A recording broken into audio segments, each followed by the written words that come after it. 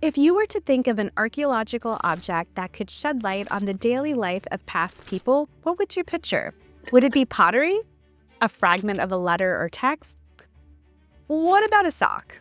Hi, I'm Dr. Smiti Nathan, and I'm an archaeologist. In this video, we're going to explore an artifact that defies our expectations of preservation and gives us a glimpse into daily life in a Viking community.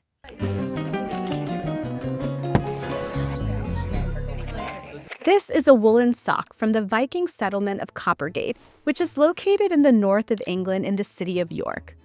This particular sock was excavated from the backyard of a 10th century CE building. Researchers think that it was most likely brought over from Scandinavia on the foot of a Viking. This sock, along with other artifacts from this community, are housed in the York JORVIK Viking Center. The Coppergate Viking sock was made of undyed wool, except for the last row at the top of the ankle, which has a thin red band using dye from a plant called madder. We're not sure if this red band was a decorative edge.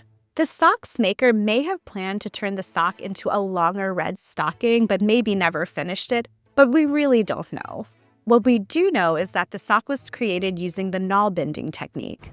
Nalbinding is a fiber technique where there's a single needle with an eye, kind of like in sewing, and the entire length of yarn is pulled through each loop as you nalbind. It's actually thought to predate knitting and crocheting. Nalbinding was common in many places across the world, especially Scandinavia, North Africa, Eastern Europe, and Western Asia. This sock is the only example of nail-bound fabric to have been ever found in Anglo-Saxon England so far. As with broken things today, we have archaeological examples of people fixing items to extend their use life. When it comes to this sock, it was extremely worn, and it seems to have been patched up while the wearer was still using it. A large hole on the bottom of the sock was outlined in wool stitching where a rectangular patch most likely was adhered. The patch is no longer there, and researchers think that it was most likely made from something like flax or another plant fiber which deteriorates more easily. Bow needles that could have been used to repair the sock were also recovered from the excavation at the settlement.